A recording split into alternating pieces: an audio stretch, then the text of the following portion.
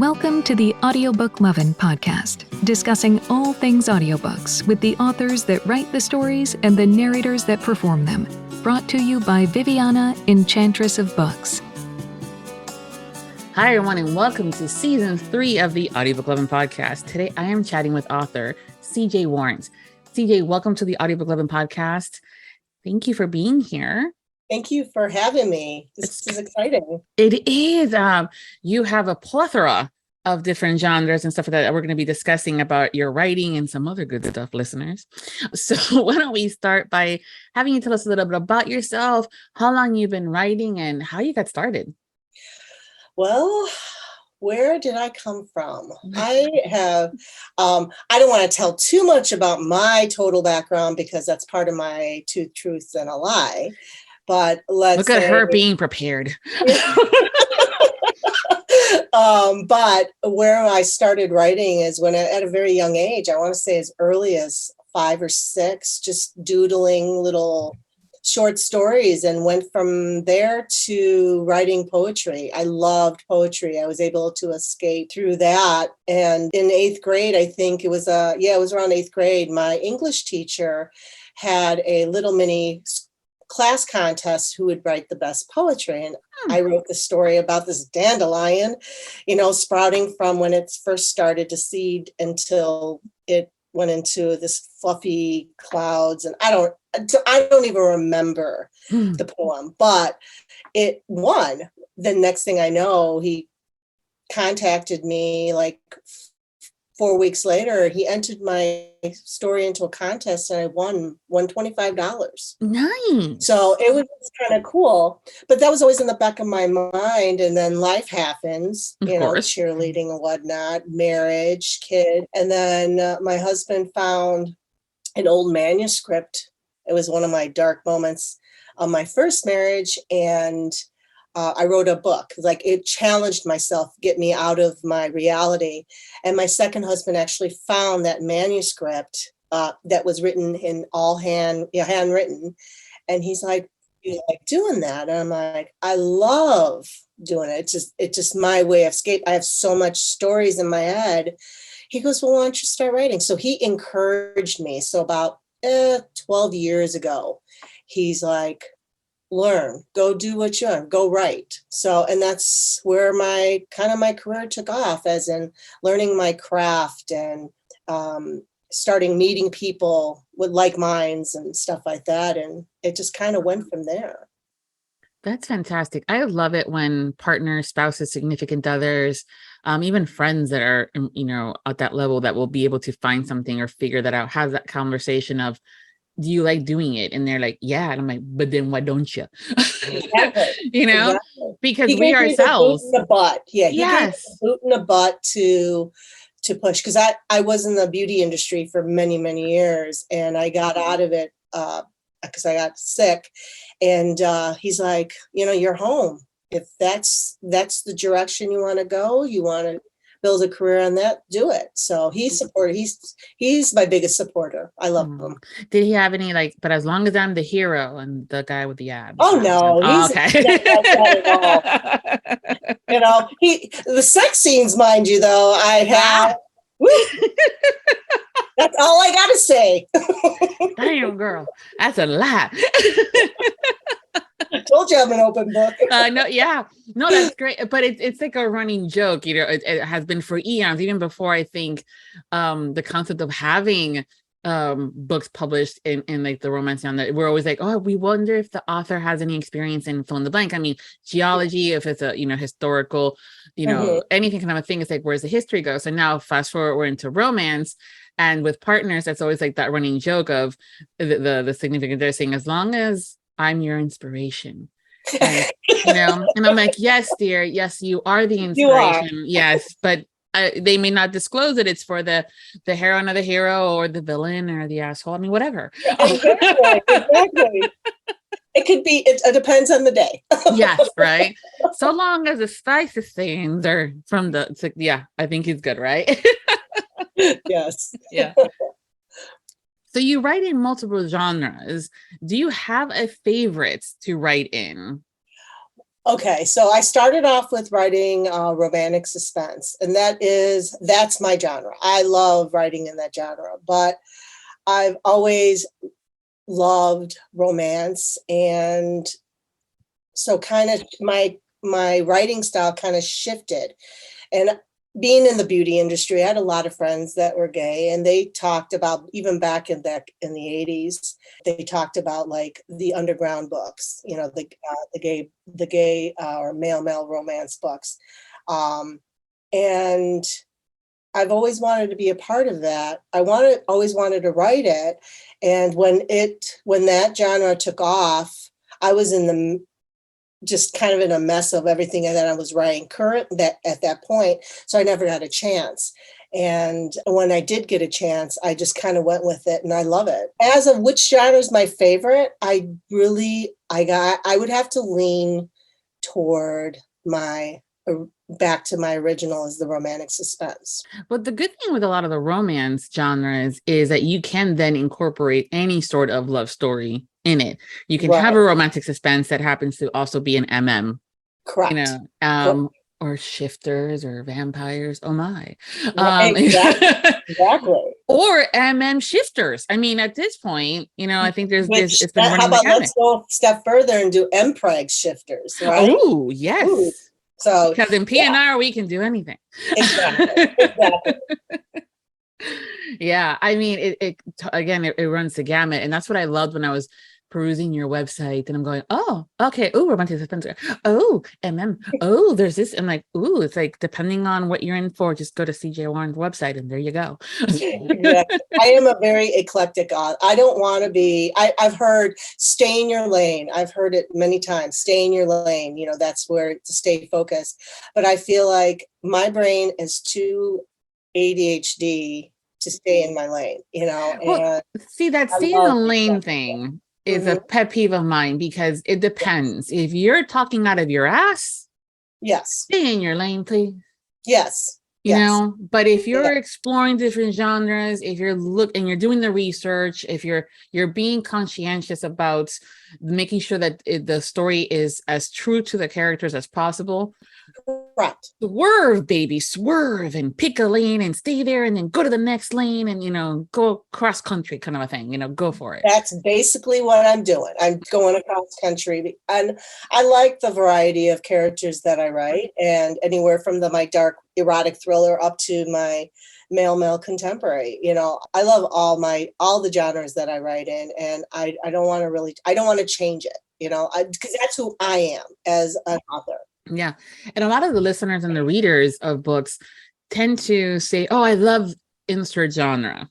But what they're also saying too is that they love the writing style of the author. And so while sometimes authors are concerned with jumping into a different genre or saying, I'm going to have to change my name because I write in different genres, we really just want your book. Yes. So because we love the writing style of you as the author.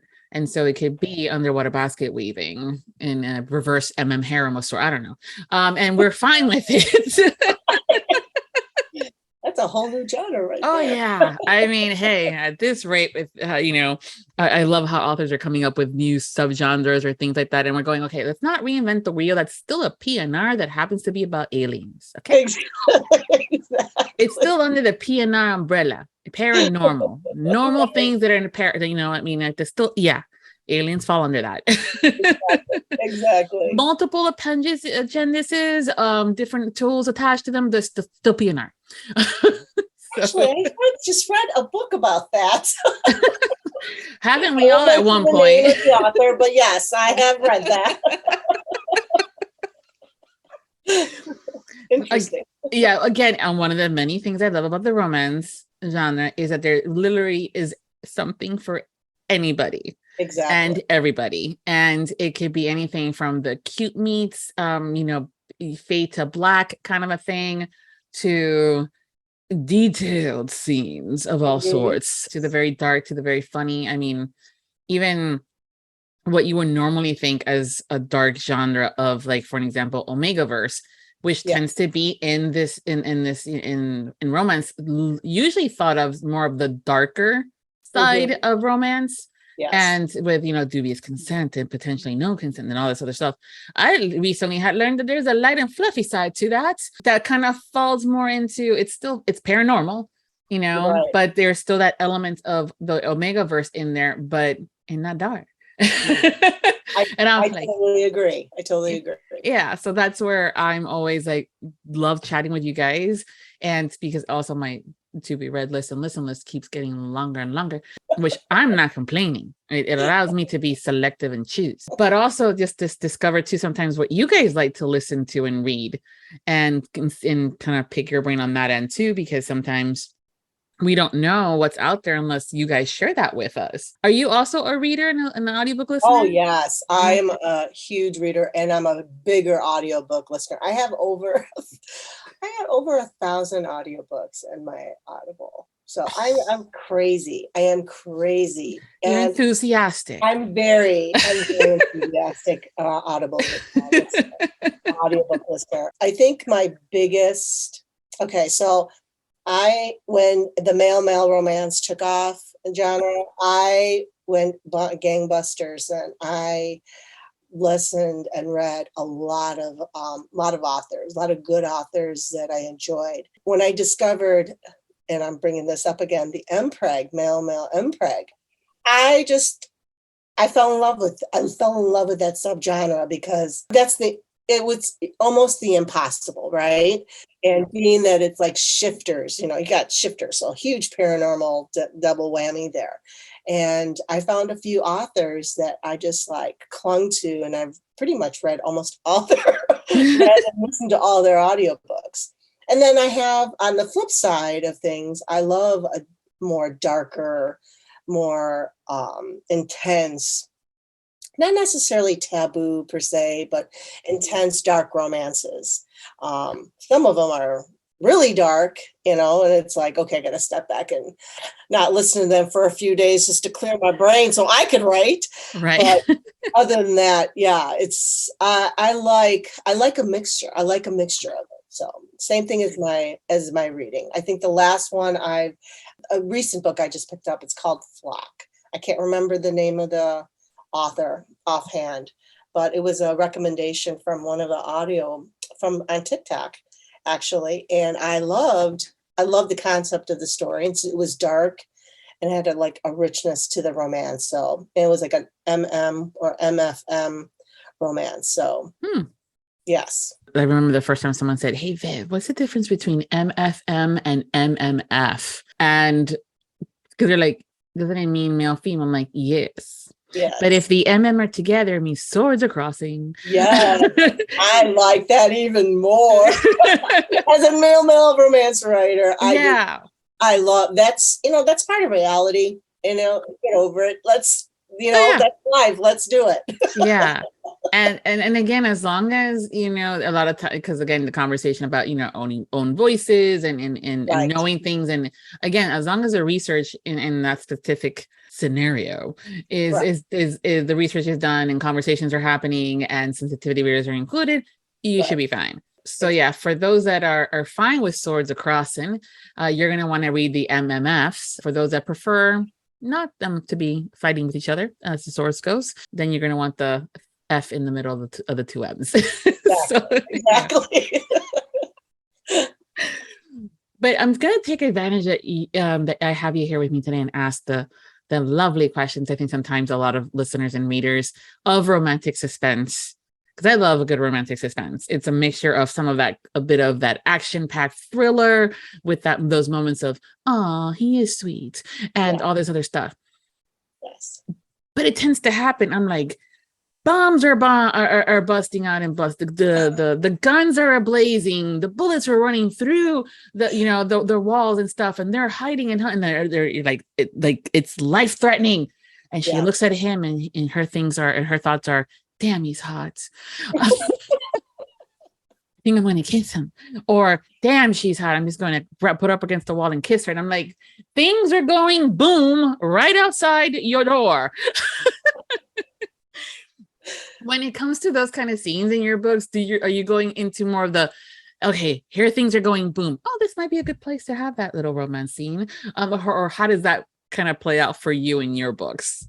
in my romantic suspense / thrillers, they're more focused on what's going on at that point of time. I don't have maybe just a tiny bit of a surprise, a set of feelings that's come up in that moment, but nothing like stop, let me smash her against the wall and kiss her crazy, or excuse me, fuck her till, you know what I mean? Well, the bomb, none of that ever happens in my story. Mm-hmm. That comes later. Yeah. No. I don't know. I guess I'm that kind of writer that when the momentum of like spiked adrenaline and stuff like that, it's in that moment that you want to take your readers to all the way through.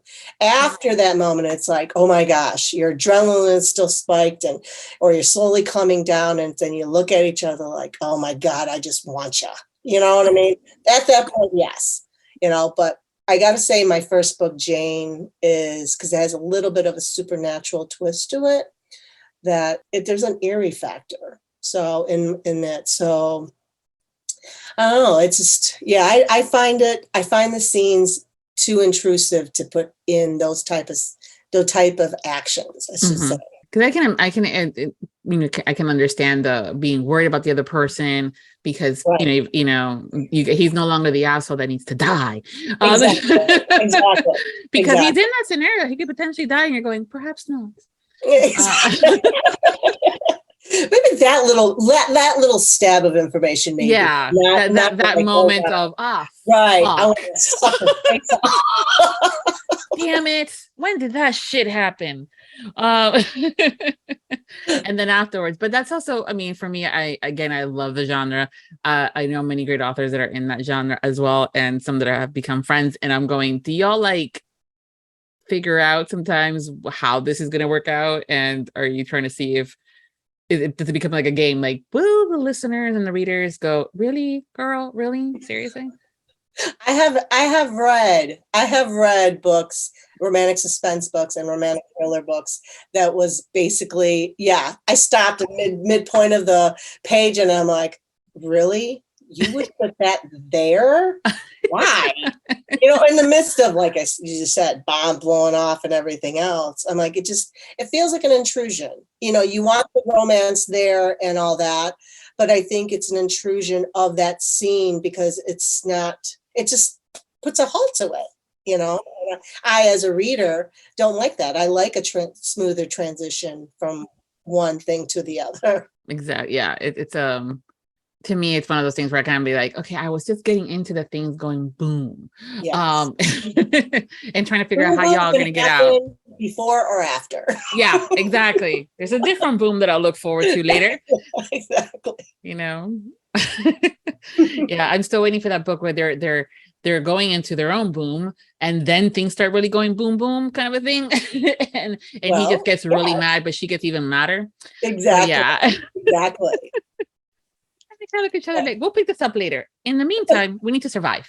Okay. Yes. Thanks. Exactly. So with all those different scenes playing around in your head and then, getting into on the page, do you have a favorite type of scene to write? Whether it's the bantering, the sex, the those moments of aha, what is it for you? Oh, that's a tough question. Definitely the sex scenes are very, very, it's not as easy as some people would think to write, because, and it all depends on the book also, what scene they just came off of. But I would have to say it's like the opening scene would be for me. As a reader, the opening scene would be for me because it catches my attention. As an author, I would say the same thing, because to draw the reader in right off the bat, for me, it would have to be, it needs to snap your attention. And I love the challenge of doing that. So what do you find it to be the most difficult to write? Difficult to write would be the beginning. There's a few books that I have written that haven't seen the light of day yet, because even though I finished the book, the first couple chapters, it just isn't right. And I will not publish anything if I'm not happy with it. And it's generally at the very, very first few pages that I have a very difficult time with. So my processes it takes a little longer. So once I get them done, then I'll publish them. But yeah, the easiest part, the easiest part is, writing them down and, getting that attention. But the hardest point is getting to that point, making sure it's the right scene for me. Yeah. I know that for many, it could be the sex scenes where they'll bust out with insert sex scene here and then they continue writing. Yes, I have done that. I have. Yeah. It's, because for me, the sex scenes come easy, except for the male. The male, I am very careful on, so it's not repeatedly the same thing. So I use a lot of my imagination, and I have a go-to places to go to that I visually to see if I'm correct on it, and then I ask questions to my friends. So, yes. So the friends that you reach out to for, information and guidance and things like that, just look at you going, am I going to be in the book? I would say out of the ones that have helped me, I think 2 have asked, "Are you going to put me in the book?" And I was like, "Well, you are the asshole of the book." So that would be my go-to answer. And they'd be like, "Really?" And I'm like, "No, I'm just joking." I said, "No, it's the characters are the ones that speak to me, and if they have any kind of a smattering of the personality of the people that I know, then that's even great, but I try not to say, hey, I have you in my book, unless I'm going to kill you off. Yes, you guys love to do that. We know not to piss you off because you will make us the villain and kill us off. Exactly. Yeah. No. Or what people would think was the nice hero or some form of that kind of individual character. And then you're like, no, she was a bitch, and off she goes with her head. Exactly. Yeah. Well, yes, I got to say in Jane, one of the characters was portrayed from a person I've known in my past, and her attitude and everything basically mimicked who she was. So she's no longer a friend of mine, but so I figured, she'd be perfect for this scene. She gets killed off. So it's good. It's good. Yeah. Yeah. I think if I were to write a book, I probably will have to, it would definitely go into more of because there will be a couple of people that would be dying on the page several times. Exactly. So yeah, so I'm like, maybe a paranormal of sorts. There you go. Different ways to take out my frustrations for your loyalty. Boom, done. Yeah, y'all know who you are, and you'll come out in the book. That's we're real exactly. You all know. Exactly. And if you think it might be you, it may not be, but perhaps you've done something to subconsciously you're thinking about it. Yes, that now you're questioning if it was you, and possibly yes. Maybe that's my bottom line answer. Yeah, maybe. Yeah. Sometimes I go like, "What have you done?" That's Read my the also book questioning. and you'll find out. That's what I say. Buy the book and you'll find out. Yes, exactly. Oh, I'm so bad. Hey, come on. We constantly have to remind. I mean, at least I do, that I do not look good in orange. And even though in some cases I probably will never get blamed for doing what I did in order to be wearing that orange suit, but I'm just not going to risk it because I have a bunch of audiobooks and books to read and conventions to go to and meet up with people. And I can't really do that if I'm wearing this orange suit. Exactly. So I may, if anybody, like I've had some authors are like, my God, I need a villain. And I'm like, I got a list. If you need villains and you need people that are assholes and, disloyal or whatever, you just can't figure it out, just call me. I have a list of descriptives and adjectives and exactly. people. So yeah. Yes. I've got a good long memory. Let's put that way. Yes, the same. One day when I write a book, they're gonna be like, "Oh, like, what is it? Really? No." That me? Was that me? Was that me? Am I drama? No. But having that list of things that I need to do in my life that requires me not to be in an orange jumpsuit is going to events and meeting up with some of my favorite people, both listeners and writers. And this is actually happening in September in Allure, where I'm going to get to meet you face to face. Yes, I can't wait. I am so excited. When I got the invitation to be a part of this event, I was like, oh my God. And being that I'm from the Chicagoland area, I'm just ecstatic. I'm ecstatic. I get to meet some of the narrators that have narrated my books, and I'm ecstatic. So just between you and me, do you have a favorite narrator?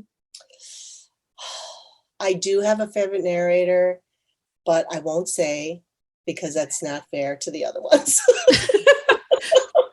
Mind you, I did not ask, do you have a favorite one that narrates your books? I'm just saying in general. Okay. Yes, I do. I love Aiden Snow's. Oh, yes. Good. His just name comes up about often. That man's voice, it's a turn on for me. So anytime he reads, especially the mail, I was just like, I drool. So yeah, he's one of my favorites. Let's see, what's the other one? I don't know. He popped in my head right off the bat. So yeah, he's one of my favorites. Aiden. Yes. Yeah, he's very nice, sweet, very talented, and his range is really good, where he can do the darker, growlier bad guy, but also still be the hot hero kind of a thing, and exactly go from all over the places. Yes. maybe in the future, I have a project that I have set up and outlined and all that, and it is a male, and it's a paranormal, actually. It's a trilogy, and so I might reach out and see if he's able to do all three, because that would be tremendous. I see him doing it. Okay. So here's a question that it's an interesting of opinions. The 3 books, is it the same characters and their love story over all 3 books, or are they different couples in each of the books, but in the same world? It is the same world with 3 brothers. Okay. So 3 different couples. Yes, technically, right? Couples, correct. It's 3 brothers, same world, same bad guy, different scenarios. That happens with each brother, and to find their own. So here's the question. In a situation like that, where you have an opportunity to either have the same narrator and have them do the entire series, or do different narrators per set couple, what is your preference? Because I know sometimes the narrators are like a full cast themselves, but other times it's not so much, especially when you guys love to write those lovely dinner parties where everybody ever written in that book is at that party. Exactly. I would say, I don't know if I'm being particular, because you mentioned that Aiden has such a wide range from the deep dark to a much lighter tone of his voice. I would say I would have him, but be a duet with another narrator. You know what I mean? So he would be one, and I would have another for that. Because of the distinction of it, he would be he might be the 3 brothers, and then the other narrator might be all the other characters, the love interests. Yeah. Yes. Okay. Yeah, that does it. Because for me too, and again, it's one of those interesting conversations. Some listeners want the exact same narrators for every single book, regardless if it's different couples. Like, I understand it when it's the same couple that has a large arch in their arc in their story, and so it comes across either simple 2 books. 3 books, or in some series 25 and then some, and that works when it's that from a particular range, but also depends on their range. Exactly. Exactly. So that's where I think duets and, even dual narration with some duetting in there where that one character can come back if they're the main villain, but they only have certain lines because it's a whodunit kind of a book. Right. I would definitely I had just recently published a first book of a series of 12. And it's the series is called Saints versus Sinners. And it's about, small town Tennessee country boys growing up. And there's a little bit of romantic suspense aspects, a little bit of MC aspect to it. But I would definitely do different narrators for that series because the characters, even though they all work together and they grew up together, they are so different and complex that I just feel that they deserve different narrators for the voices. So for your audiobooks, do you work with a production company that helps you process with the whole thing from start to finish, from casting to publishing? Or do you do that all yourself and you're the one and only magician? Being that even though I have most of my books in audiobook, I'm still kind of like very new to getting into it and handling it myself. So I go through Audible, I guess, or ACX, so to speak, and have them handle it. I pick out the person and, we go through the narrating process, and that's it. And then finish it off. They will send it off and they'll look at it. But I actually I have a friend that does not only writes, but she also narrates. And she's like, you know what, you should go to these other places, like Brickyard and so forth, and go through them. They will fine tune it so much more and go through it. So I'm holding off. And when I'm ready, I will be going through. I haven't decided where, but at Allure, there's going to be different companies there, correct? Yes. Oh, yes. So many. So I'll be talking. I'll be talking to them to see, which one's the best direction to go with. But I would definitely do that. Yeah, because casting, those are I think for me, the biggest thing that I love it when authors are involved in the process of the audiobook. Right. The biggest chunk that I'm like, I would really, y'all need to be involved in is the casting parts. Right. The characters better than anybody.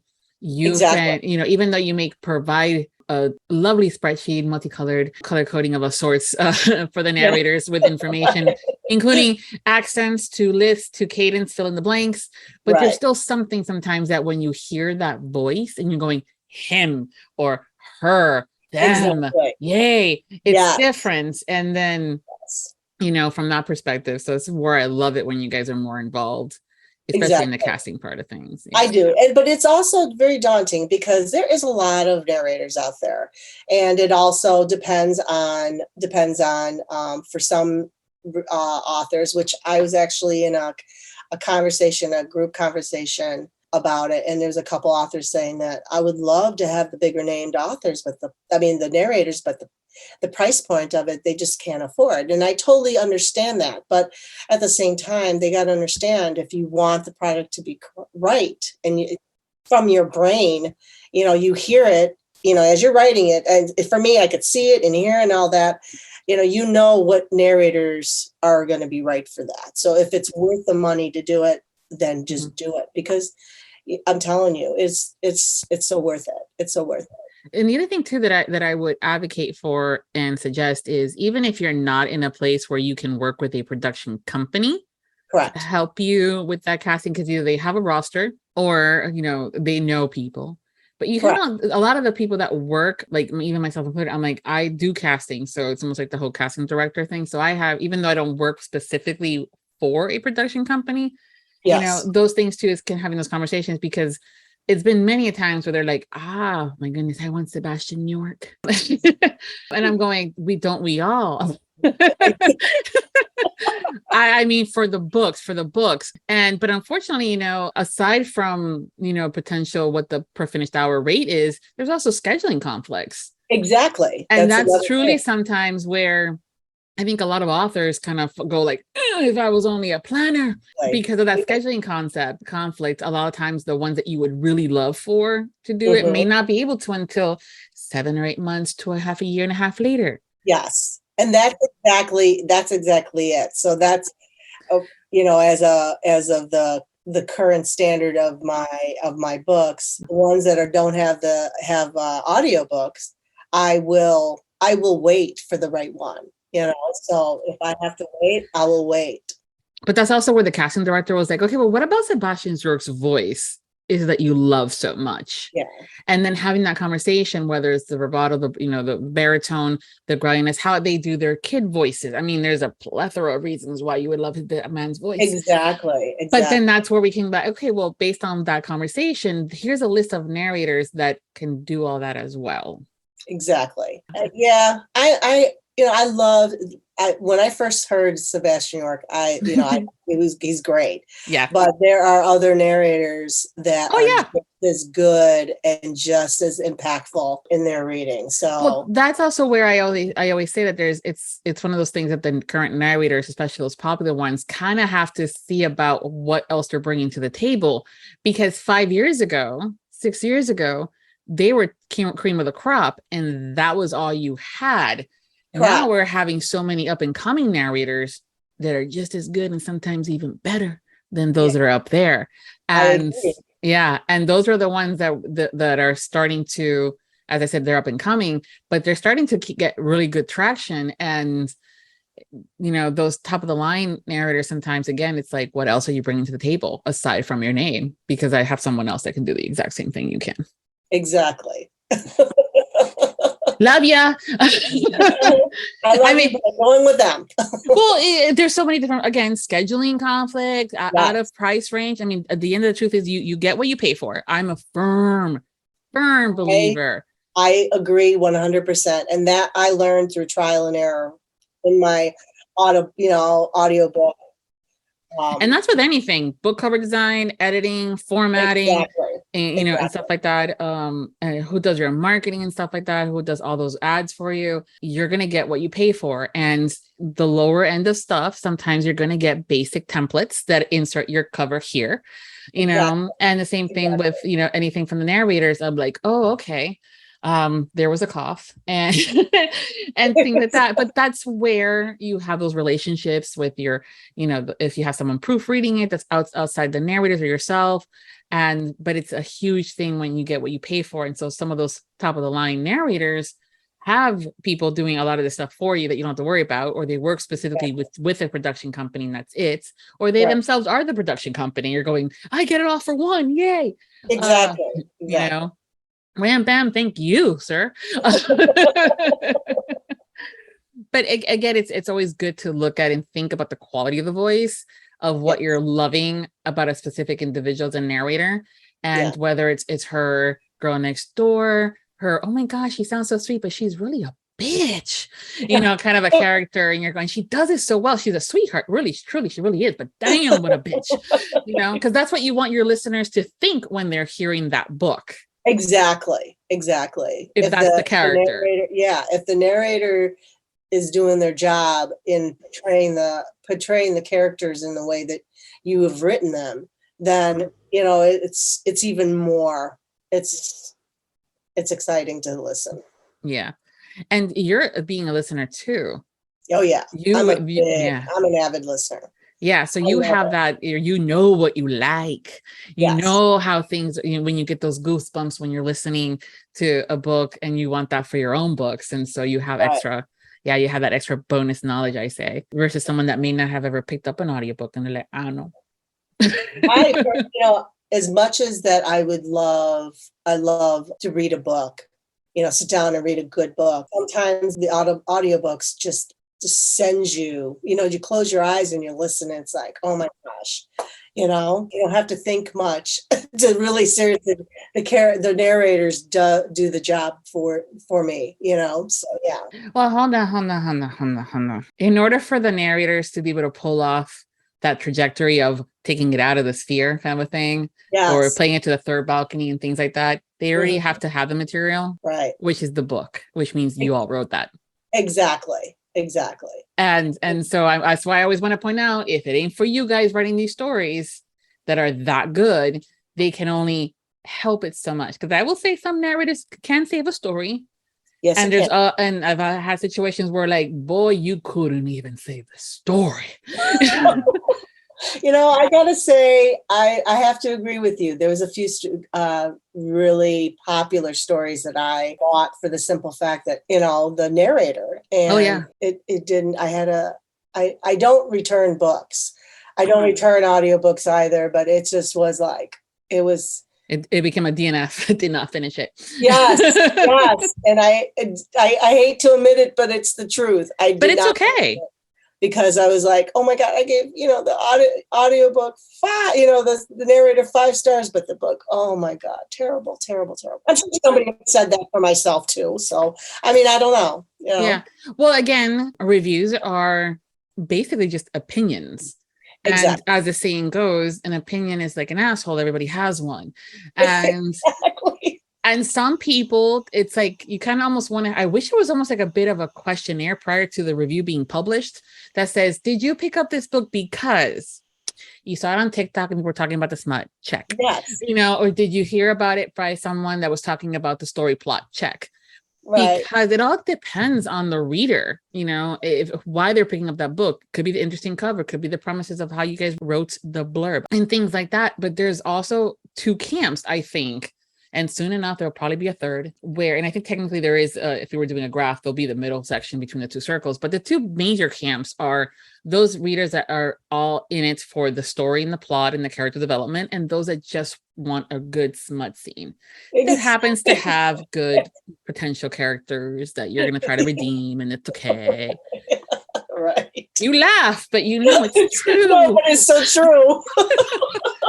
So the review is going to reflect that. there's going to be those readers that want the story and the plot and everything that will bust up with the review. There was too much sex. Right.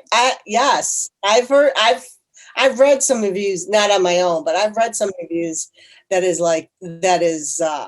said that people have said that, like certain, and of which the other camp will pick it up. It's like, more sex. Okay. There you go. It was too hot and steamy. I have an imagination, but damn, those readers will pick it up. And then on the other side, those, the ones that want the smut and the really hot stuff, I'm like, it's called erotica for a reason. People look it up. Exactly. Everything is erotica, but authors, I think, are starting to feel a little bit of that pressure of making everything significantly sex, more so because they want those readers. And I'm like, the moment it says, oh, there wasn't enough, I will pick it up. Yeah. Because I want the plot and stuff like that. Hey, I'm all for all a good sex scenes. I've highlighted and I've passed it on to my husband and said, read it, learn it, commit it tonight. But I'm like, I need a story. I need a plot. Yes. I need the characters. That is true. There are some new stories out in the world now that I've picked up, and I didn't buy it. I went to look at the blurb and I read the sample, and I had to, basically the blurb sounded great. So when I read the sample pages, and it's like, oh my gosh, it was nothing like what the blurb. You lied. Exactly. You lied to me. Yeah. So I had to drop the mic and run away. So it's like that more and more. It's not about the sex for me in the stories. It's the characters, male, female, however, alien, with 2 horns and 2 penises. I think it's the story, the plot, and from A to Z, how they get there. I like the journey of it. And if it includes sex, more the better. You know what I mean? But it has to fit within the storyline. It just don't want to put it in there just because it needs it. It needs that sex scene. I totally agree. I'm all for it, and I'm all for never shaming anybody for anything, because a girl or a reader wants what a reader wants, and that's perfect, which is why we love romance. Because again, there's something for everybody. Exactly. But also for authors, I think it's important, don't get discouraged if the review says not enough sex. That is not an invitation. Yeah.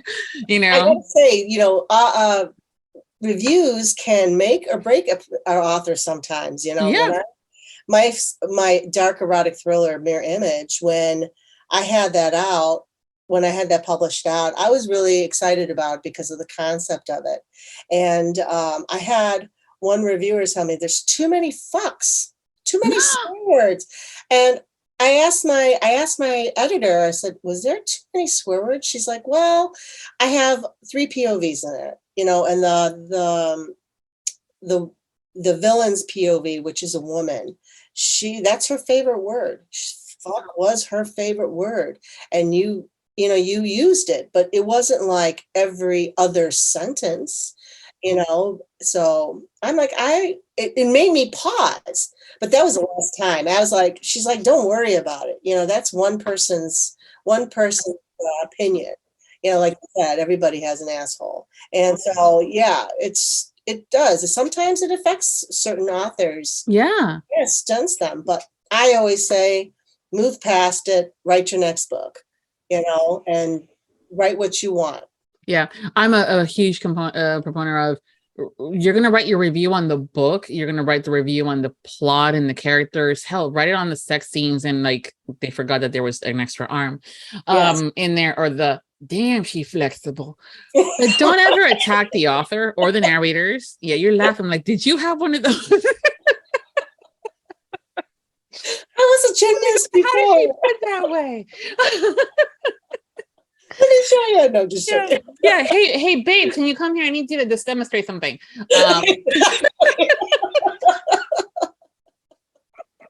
What? But don't ever like attack the author. I mean, we all start somewhere. Exactly. And you know, it's like with any skill, the more you use it and the more practice you have, the better you should be getting at. Exactly. You know, it's like with anything, you know, exactly. Virgin us versus us now should be totally different people. Communication is the key. Yes. You know, exactly. And so include those comments, you know, those reviews that say, you know, what is it that you did like? What was it that was best? I always say start nice. Right. And then say it, perhaps I use my verbs, like my key phrases, almost like if you see I would have loved to, in my review, I would have loved to have seen more of blah, blah, blah. That means that you probably could have added a little bit more. There wasn't enough. Or like, I have no idea where you were going with this. Exactly. You know, kind of a thing. And so it's still showing that I am the one saying I would have loved to see more of that. It's not on you as the author. And it's not going to be on anybody else. I think it's much more frustrated for an author, especially an indie author, that, you know, we would have to promote ourselves and do all the work and stuff like that, is having those books out there, people buying, or people, you know, going to events, or even going to like takeover parties on Facebook or whatever, and winning a book and not seeing the reviews. So you have all those books out there and people are reading them, or so-called reading them, and they're not leaving a review. And I feel, you know, people, if you're listening, if you have an author's book, and you read it, please leave a review. It's for our benefit. You know, it's going to help us write that next book. And it's, you know, the more reviews we have there, the better. And that same thing goes with audiobooks, you know. It's very, very important to have those reviews. And it doesn't have to be a long thesis statement either. No. It could be a really short, like, oh my God, I couldn't put it down. I see where the allure is. It was just not my cup of tea. You know, and then perhaps the why. And again, in a nice way, there was too much XYZ in my taste, kind of a thing. But but anybody else that likes that tea, boy, this is your book. Exactly. You know? And that's kind of where you find that mix of where I say those are the really good reviewers. They're the ones that blow smoke up every author and narrator's ass by saying it's a 5-star. Babe, not everything out there is a 5-star. Exactly. Okay. And that hurts the author. It does. You want to be honest. Honest reviews are the best reviews. And if it's a 3-star, it's like, it's a good book, but it needs this, this, and this. I feel I as an author be like, okay, that's a genuine, honest view. And it's only going to help us out more. Yeah. And do you think, like, for me, a 3-star is a solid book? Yeah. It's a solid book. It was good. A 4-star, you're like, oh, that was really good. And a 5-star. Ooh, first of all, that's a yellow ticket. And that's if I I know I'm very particular about my 5 stars. That means, yeah, you need to drop what you're doing and go pick it up. Kind of a thing. But again, I think it's very hurtful for the authors and the narrators, because sometimes they start phoning it in and they think like, oh my God, it's such a 5-star. Like, no, honey, he phoned it in. As someone that's been listening to him from day one, he phoned it in. Yes. You know? I agree. I would say in all the audiobooks that I have listened to, most of them are between 3 to 4 stars, you know, except for my favorite ones that are just, even though the storyline might not be much, but the narrators are great. I review accordingly. The narrators were great. They took what they had and they made it work so well that I didn't know the flaws in it, right? But then, being that I'm also a reader and knew that book from page to page, I know how that book is. So I'm going to give them a 3-star, you know? So it's just how as a reviewer, a listener is going to, you know, to judge that. For me, that's how I do it. Yeah. And it's important to have that conversation, because there's so many authors out there hungry to get readers and listeners, and are, you know, sharing their books to the masses, and are willing to give a book out for free. First of all, y'all don't have to, by the way. We appreciate it. Yes. Please, listeners and readers, don't assume you're going to get one just because you asked for it, and don't have that because the rest of us are looking at you like, no, you did not just, it's on sale, for God's sakes, or a library. This is how they make their money. Anyways, but I think too is having those conversations when you do go into a group. There is a difference to me in my eyes when it's a giveaway. Yes. Versus a review copy. Correct. And a lot of times they are used as an exchangeable and in like either or. And I'm like, no, there's a difference. If you're giving something away, there should be no expectations for me to do a damn thing about it. Right. It'd be nice if I listened to it to review. Yes. You know? I was just in a takeover for one of my author friends, and I was giving away 5 audiobook codes. And when the winners contacted me saying, I won, I told them, you know, here's the code. I said, if you can, I would appreciate that you would leave a review, ... And, you know, that would only help me out. It would just help. So I ask. If they don't, I'm not looking for it. But 9 times out of 10, when I do ask, they do leave a review. Good. So, you know, it's a good thing. Yeah. But if you're giving away review codes, yes, your expectation as those that are grabbing those codes is that you're going to review that book within a fairly fair time.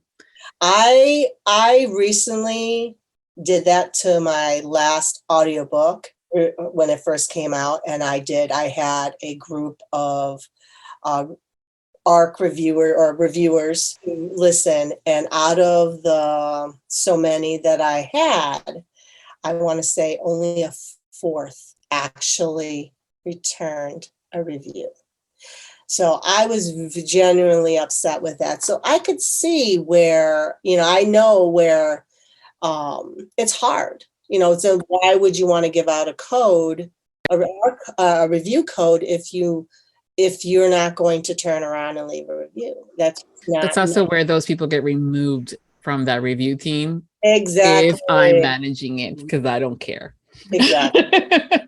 I get hired, I do the work, or I'm helping an author friend. I'm like, dude, this is why you're here. If you don't tell me that something happened, I don't need to know the details of life. It happens. Yes.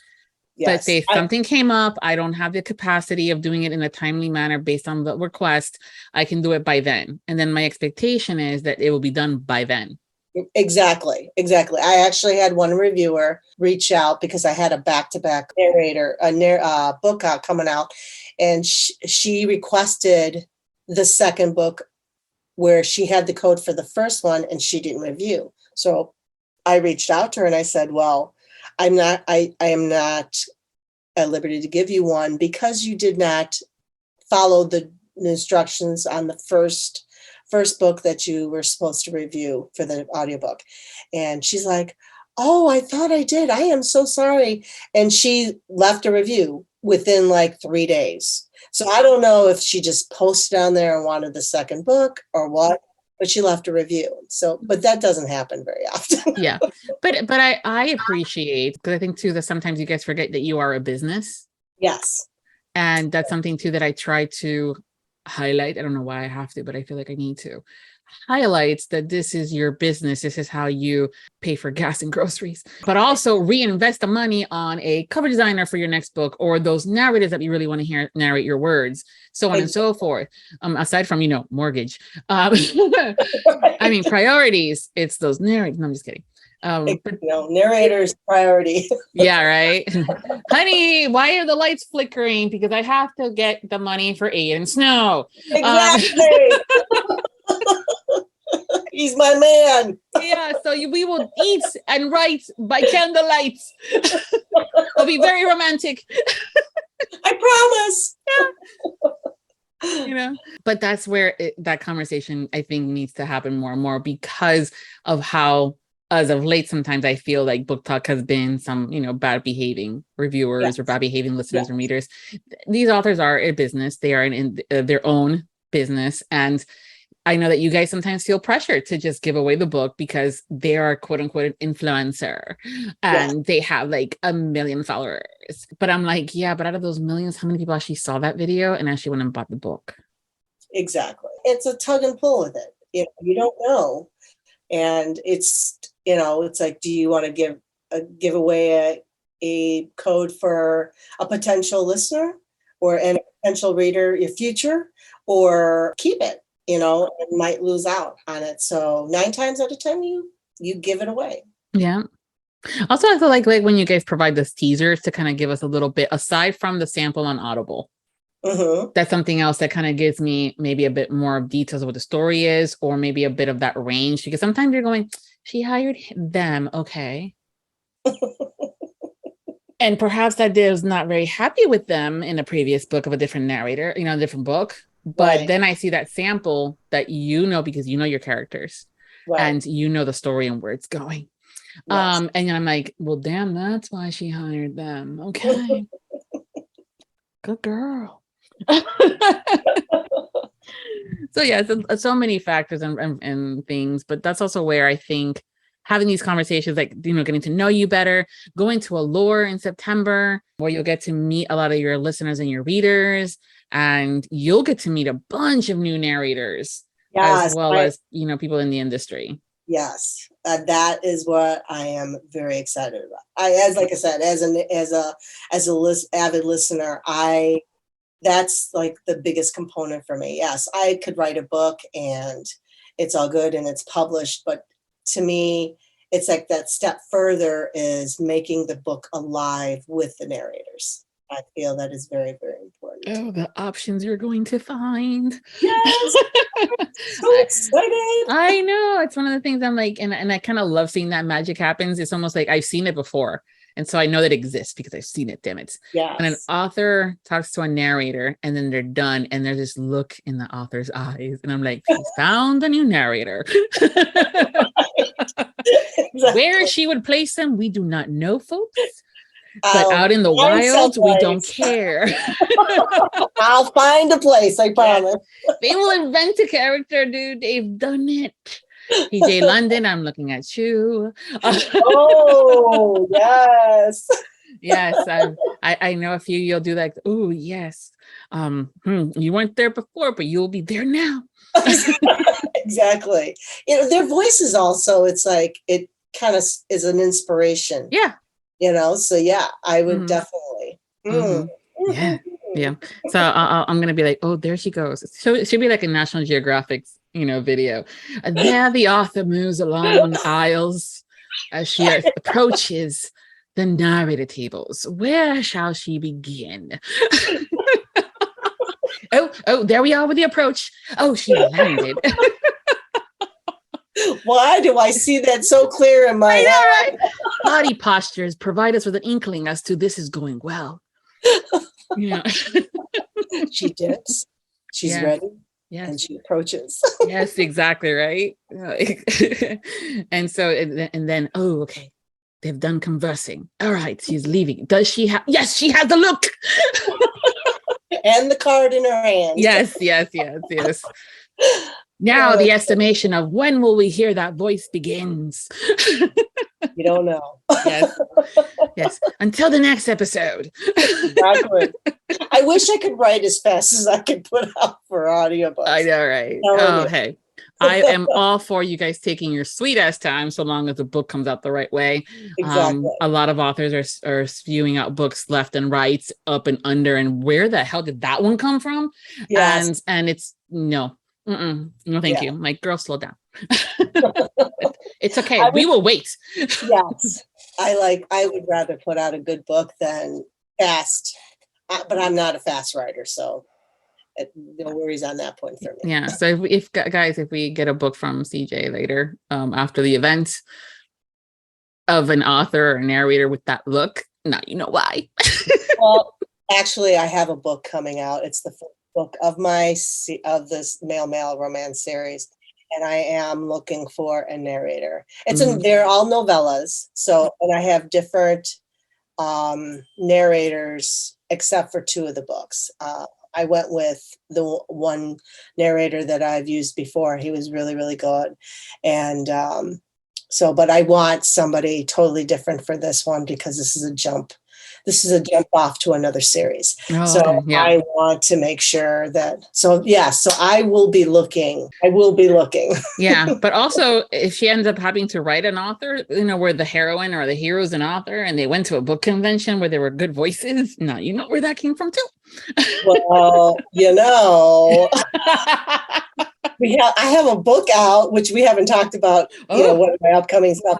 We just released a book. I co-wrote a book 1 of a 5-book series called Boba Book Babe Mysteries. And the first book is called Pandemonium in Peoria. And it's about 4 friends, 2 of them are sisters, and they go to book events. It's a romantic mysteries series. So when you said that, I'm like, I'm keeping my ears out for that too. So, and then 5 different books, 4 different stories. The 5th book is a collaborative of everything that has gone on. So, nice. But this is going to be fun. Yeah, as one of them listens to a podcast and goes, "My God, that the host is awesome, but she's enthusiastic too." Okay. You have to be. Have to be. Otherwise, it's no fun. Exactly. Well, you're going to be having a great time at Allure, and it's going to be so much fun. I want to know way more about you, but also want to see how tricky you are. Okay. So, which is one of the things. You guys are creative, being the stories that you write, but sometimes it's a little different. Yes. But we're going to go into the whole 2 truths and a lie game, where you're going to tell us 3 things about you, and we have to figure out which one is the lie. Okay. So let's see. So my 2 truths and a lie. The first one is I was born in Seoul, South Korea. Second one is I am half Italian. And third one, I have a pet hamster named Joe. Yes, I'm boring. I know. I'm sorry. No. I appreciate you sharing. No, it's not. I mean, because sometimes you guys think, oh, this is going to be so boring, but it's in the details.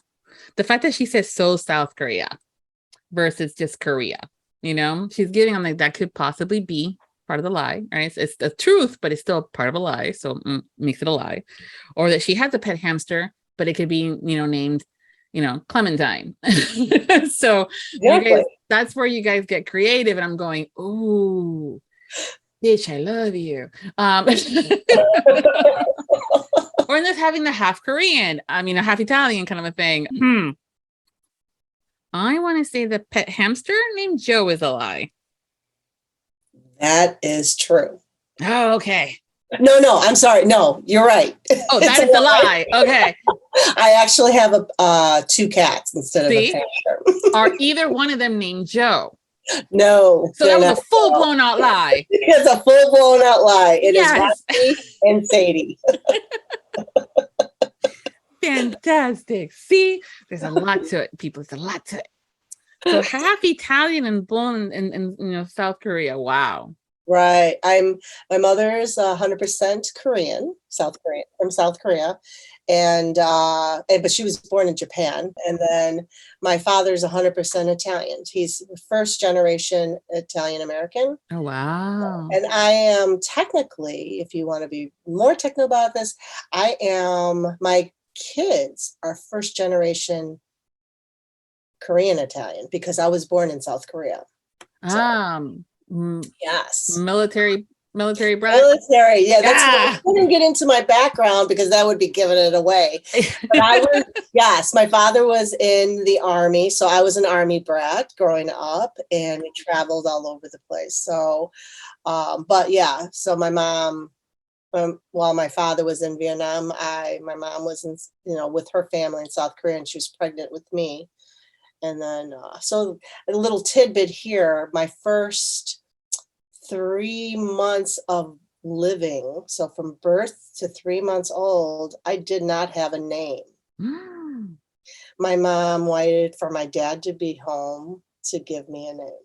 Aww. Yes. So.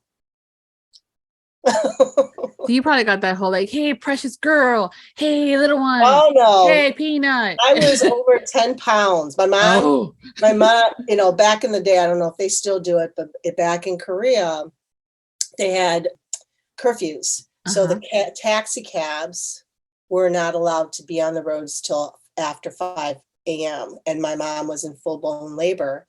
And by the time the taxi cab arrived, my grandmother ended up delivering me. So it was like 4:48 or something. It was like right before 5 o'clock in the morning is when I was born. So you just said, hold my beer. I'm coming. Exactly. World, so, yeah. I am here. No matter what. So yeah, I was over 10 pounds. So wow. My nickname was Little Fatty. But they did it in such, my mom's like, we did it out of love. I'm like, yeah, Little Fatty, that's not really out of love. I know. But in Korean, it's like the way they say it. It's the enunciation of it. Yes. It's out of love. So are you trilingual in the sense of Italian, Korean, and English? Well, the Italian, I lost a lot of it. I learned more slang aspects. And Korean, I understand it more than I could speak it, but that was my first language. I didn't know a word of English when I came to the United States at the age of 5. Wow. Yeah. So my mom and I both sat down in front of the TV, on the weekends or whatever, and watched like Sesame Streets and Electric Company and all that, and learning to speak English. Yes. I think a lot of folks that are from different cultures and countries, and they come to the States, they will do that. Yeah, exactly. Yeah. Exactly. In my house, it was the opposite, though. I mean, I had the Spanish novella so I can practice my Spanish because it was Spanish in the house and English outside the house. See, we did speak Korean in the house. My dad didn't really speak Italian so much. It was more my grandparents did.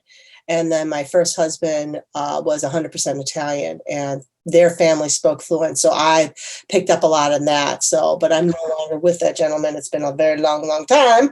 I just, when you don't use it, you lose it. Yeah, exactly. Except for the bad words. Those are always. Well, yeah, I guess there was some bad words I still remember, but not nearly as enough as I used to. My vocabulary was a lot more, 20, 30 years ago. So it's a lot different. But, I spoke more Korean when my grandmother was still alive, because that's all she spoke. She barely knew any English, even though she's been here in this country for several years.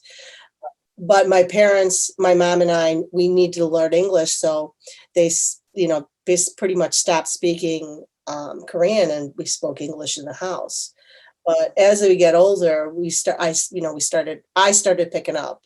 I have younger siblings, and they never learned. You know what I mean? Little here and there, but I retained a lot. So yeah, it's a shame when we lose some of that history and the language and things like that. Again, trying to fit in and be part more quote unquote American. But I think also too is when we can keep it and retain it is so important and it's so nice.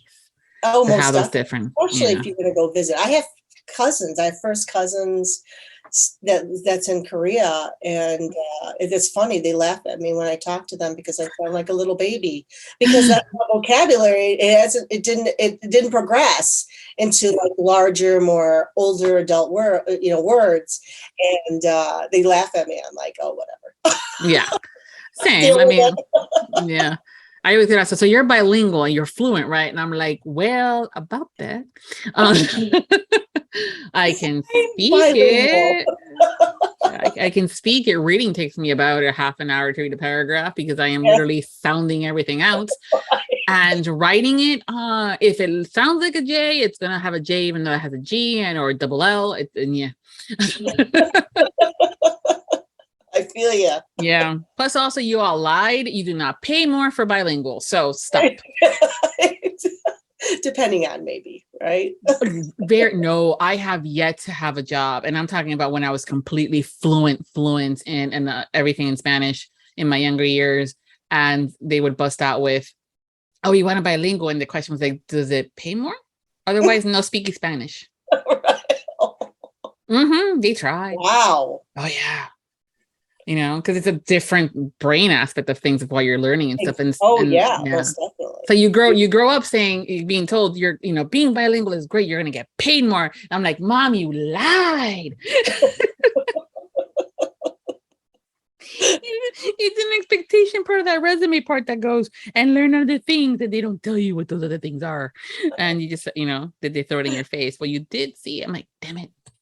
But yeah. Oh, wow. But yeah, it's things that you learn and you're like, okay, fine. At least I can tell you off in multiple languages and also tell you how much I love and adore you in multiple languages. So it's a good, even thing. My kids always ask me, they're like, can you say this in Korean? Can you say this in Italian? And I'm like, well, yes. Well, what is it? I'm not going to tell you. I'm not going to tell you a swear word. The question was, do I know how to say it? The answer is yes. Yes. If that's what you asked. Yes, I do know how to say it. Exactly. Yes. Yeah. Otherwise, also too, you kind of have to have a little bit of fun with it when the kids in the house don't know the language, and you can be like, "Me cago en 10, coño su madre hija de la gran puta," and you're talking about them, and you're like, "No, I'm a little frustrated with you right now, honey. You need to go away." That's what I said. They know when I get mad, it's like my voice drops, and it's like, okay, it's time to stay away from the mama. Yeah, we're gonna get written in as villains. Yay! Exactly. You are gonna be killed off. So why? Okay, so they ate the last brownie. Okay, yeah, that's they should have fallen off that bridge later. Yep. Mama. Oh my gosh. Yeah. So before we go, why don't you tell us what you're currently working on and what's coming up next for you that you can share?